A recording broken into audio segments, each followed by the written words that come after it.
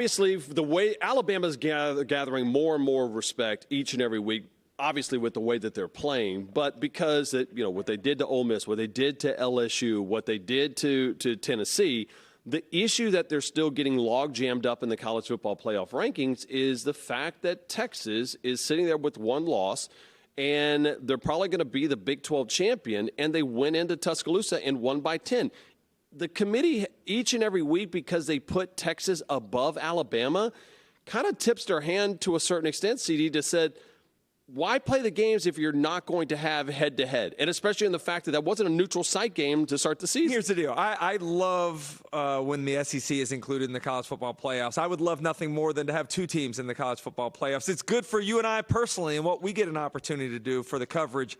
But if you devalue the games in the regular season by putting Alabama above the Texas Longhorns when they're both conference champions, when they both have one loss, you're doing a disservice to college football in general. That's been the one complaint that folks have had against expanding the playoffs, is that you're going to take away minimize the regular season of the regular season. That sense of urgency is not going to be there. I think there's a path for Alabama to get in. It's going to have to take some help from some other teams around the country.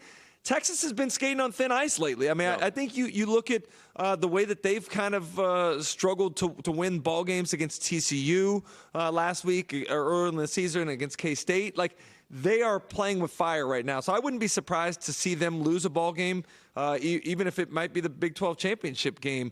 At the same time, I think a dangerous spot this week is for Washington going to Oregon State. Okay. Yeah, you look at the way Oregon State's actually favored in that ball game. So what if Washington loses to Oregon State and then comes back and beats Oregon again?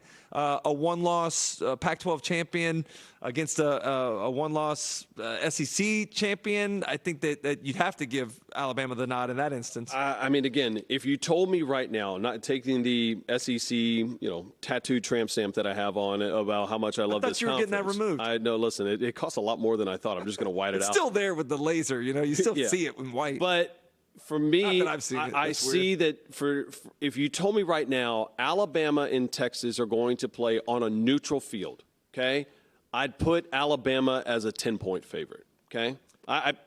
I think that's fair, especially with Jonathan Brooks, the star running back for Texas, being out. Like, Alabama just continues to get bigger, better, and stronger, and they understand what they are. They did not understand what they were in week 2, but that's why when every fan says, well, why are we playing Chattanooga? Why are we playing UL Monroe? Why are we playing these teams?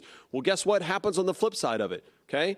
If you didn't play Texas in week 2, and you played ho-hum University, what are we talking about with Alabama right now? They're an undefeated team, and there's more than likely a chance that either one of those two teams, and even the loser of the SEC championship game, still has a pretty damn good chance of getting into the college football playoff. Well, I still think there needs to be some uniform scheduling that takes place across college football playoff should do it. The college football playoff in this new thing should say, listen, every single conference has to have at least 9 conference games. You have to play one against another Power 5, and you can have 2 whoever you want. I'll expound on that. You need to take away the FCS opponents. FCS opponents should be played in the spring. It would be a great opportunity to create some real interest in spring ball games. It'd be a great way to provide the revenue that those programs need to be able to operate. But playing FCS teams in the regular season is a thing of the past. That needs to go away, and hopefully with the dawn of the 12-team playoff, it'll give folks the confidence to understand that you can play